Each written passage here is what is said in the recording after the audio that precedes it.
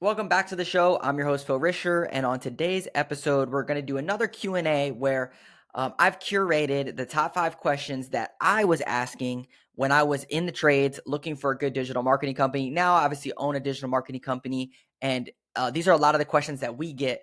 And I thought, hey, let me make a Q&A where I answer these top 5 questions about digital marketing that a lot of people in the home services, they want the answers to. So let's get right into it. The first question is, how much does digital marketing cost?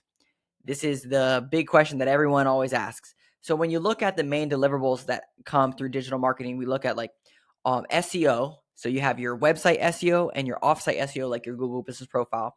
You have website development, so adding pages, blog content, SEO, like service area pages to your website. You also have email marketing, social media posting, PPC, like running ads, Google local service ads. So I'm going to kind of break down what these cost. A very simple way to look at this is that if each service that you pay for costs $300 to $500, if you were to culminate all that together, let's say you're going to do SEO, on-site, off-site, social media content, email marketing, PPC, Google local service ads. That's 5 things. Let's say it's $500. That should be $2,500 is typically what something like that would cost.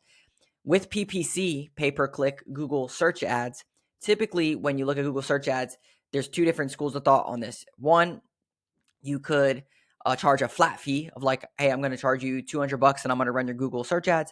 Or some companies charge a percentage. If you spend $10,000, we're going to charge you 15 or 20%, $1,500, $2,000 to manage that $10,000. So those are 2 different ways to look at it. Now, if you take those 5 things that I mentioned and it's $500 each, that's $2,500. What are some other reasons why things could cost more than that? Let's say that someone doesn't just do generic reporting, but they actually use your data and handwrite reports. Let's say someone meets with you on a monthly basis.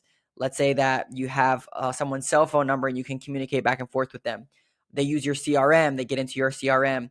Um, Also, if they do more customization of building out certain things for you, like automations with your CRM, text message marketing, technology platforms that your team can use, you kind of get the gist. You have your basic like vanilla thing, which I would say if you do a complete marketing plan is going to be around $2,500 to $3,000. Then when you start layering customizations and expertise, and maybe even a consultant or account manager that's very high touch, then it can go up to $4, 5, 6, $7,000 a month, depending on how you fit in. So that's a good barometer for what digital marketing should cost. The next question that we're going to look at is, how long does it take to see results? This comes up again. Okay, if I'm going to be spending $3,000, $4,000 a month, well, after 3 months, I'm going to spend $12,000. What am I going to see for the results side of thing? So let's dive into this a little bit. On our channel, we talk about our Flash customer journey, and there's really 3 pillars. There's visibility, conversions, and retargeting. So from a visibility perspective, usually this one takes a little bit longer to see results. Visibility is like SEO, running Google ads, social media content, on-site, off-site SEO, so managing your Google Business Profile, building out service area pages, blog content on your website, optimizing it for local SEO. The reason that usually takes a long time, you hear SEO takes a while to get going. Ads, running Google ads, it doesn't necessarily take a long time because you set them up and then you start getting traffic to your site. But what does take time is the back and forth between, okay, we got this data, but did it actually turn into actual leads and then ultimately sales? It takes time to go through that cycle and then to take the data back to the team and say, okay, this worked, this didn't work. This was my conversion rate. This was my conversion rate. So usually the visibility side, I would say you're going to take about 3 to 6 months to see any tangible results. If you're building a website simultaneously, it could take even longer, like 6 to 12 months to see some type of a return on your investment from visibility specifically. When we talk about conversions, this one, usually it's a little bit quicker than that. What conversions are is when someone comes to your website, how do they convert into a lead? And then from a lead to a booked appointment, from a booked appointment to an estimate, and then an estimate to a sale. And this conversion funnel, you can set up automations and things like, for example, someone comes to your website, you could add a chat widget to your website, you could add an estimate calculator to your website, you could add a quick form where people fill out a quick 7-second form to turn into a lead. All of these conversion tools, they can be added to a website within a month. And then the next month, you'll be able to get the data from that and you'll have quicker results because you're already right now getting the traffic to your website and you're just not converting the traffic into leads. That's why usually the conversion side of the funnel, the middle section of leads to sale, by tweaking this and working on this side of things, UX, UI, it's user experience and user interface. Those are the different ways to look at this. And then CRO, conversion rate optimization. That's going to be like 2 months, 3 months. You should start to see a return from a conversion rate perspective of an increase in your conversion rate from leads or traffic to your website into leads. And the last part to this, which is retargeting. And this one is you should see immediate results with retargeting. What retargeting is doing email marketing, text message marketing, reaching out to your database, the prospects or customers that are sitting there in your customer list that have never been reached out to, or maybe you were reaching out to them, but now you have a good game plan of an email newsletter, a voicemail drop, a text campaign that's going to them. The reason that we say that this is usually the fastest is because you have, let's say, 5,000 people sitting there that you've never contacted before. Now you're about to send them an email and have a call to action in there. You should start to see immediately some type of lead flow, tractions, return coming into your business. So with that being said, holistically, within 6 months, 6 to 12 months, there's no way that you can't prove out, is this working or it's not working. Visibility, which is the front end, which a lot of people are more so looking at digital marketing for lead flow on that side of things, could take a good 6 months. But you could just go in and tweak someone's website and see a ranking increase right away. That doesn't necessarily correlate to increased rankings into increased website traffic, into increased leads, into sales. So it takes a little bit to play out as well. All right, the third question that we have on here is, how do you measure the success of a digital marketing campaign? So very similar to the results side of things, how do you actually know if this is working or not? And this is a question that if you haven't asked your digital marketing company or someone that you're thinking about working with, you should ask them this. How do you evaluate your performance? And I'll give you a quick high level overview. When it comes to SEO, you want to make sure that they're tracking their rankings. So how are you making sure our rankings are going up or going down to then benchmark your performance? When it comes to any ad spend, how are you pulling a return on ad spend for the money that we're spending on ads? How are you knowing that? How do you know that that's actually producing a result? Are you going into my CRM and pulling the data? When it comes to like your conversion rate optimization, the conversion section, how are you tracking my website traffic into leads? Are you doing a conversion rate and saying, we got 100 people to the website, we got 10 leads, that's 10%. How are you tracking that performance? Which these are all things that they should be saying that they're doing to benchmark their performance.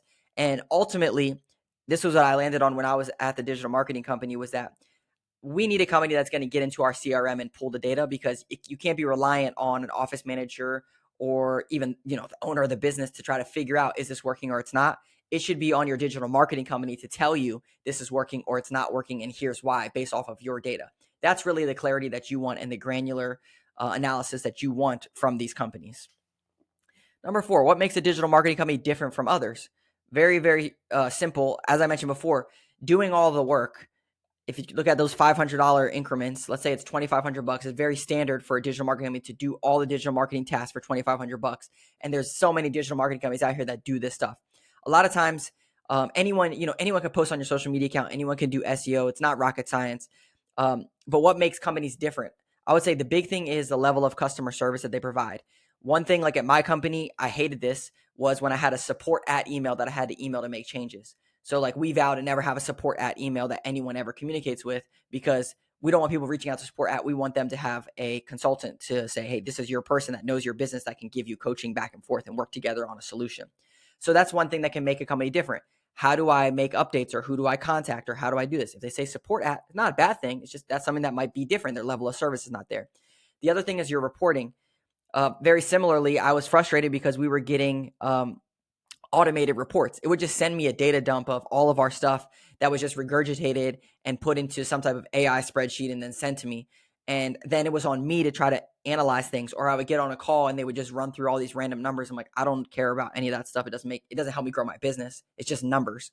So someone that would take the time to analyze your data in your CRM and then give you a custom report based off your data and pair them together to make it very easy for you to understand. Again, that is something that stands out. One of the big things I was recently on a podcast and I mentioned this was, go and read their reviews. If there's a digital marketing company that doesn't have reviews, that's a red flag. If they don't have blog content on their website, if they don't do email newsletters, if they don't have social media content, all of these things, if they don't do it for themselves, how do you know that they're going to do it for your business effectively if you don't see any remnants of them doing it? It's like you have a carpet cleaning company that has dirty carpets. You have an HVAC company that has no AC, the basic things that you should be doing for yourself. And so that's how you can see companies that are different. It's the level of service, the level of reporting, and also case studies too. If they don't have any case studies of your industry or even a similar type of industry with reviews that people have said, hey, this company, this is actually legit and they did this for me, that's a really big one. A lot of times companies just jump into digital marketing because it seems like an easy way to make money. There's not actually any real thought behind how this impacts a business. All right. And then the last one is, if there was going to be one strategy that you would implement in a home service business, what would it be? And I'm going to give you two, not just one. So the first one is I would do B2B partnerships. The reason that B2B partnerships are huge is because you can get referrals in. And we made content about this before, but I was on a podcast and he asked me like, hey, what's one low hanging fruit that most people don't talk about? And that's building referral partners. If you do HVAC and you don't do plumbing, well, go find a bunch of plumbing companies that can refer you HVAC work. Then they don't have to do the HVAC work and you don't have to do the plumbing work, and you can refer it out and each of you are going to make money. Same thing with building realtor partnerships, building property management, restoration contractors, right? All these people, they're in people's homes, they're talking to people, they need to refer business in. So build that partnership. And then the second thing that I would recommend is what I talked about a little bit before, which is the retargeting piece. A lot of times all of your customers are sitting there in this big blue ocean honey hole. They already know, like, and trust you. You just need to invite them to come back into your funnel and work with you again.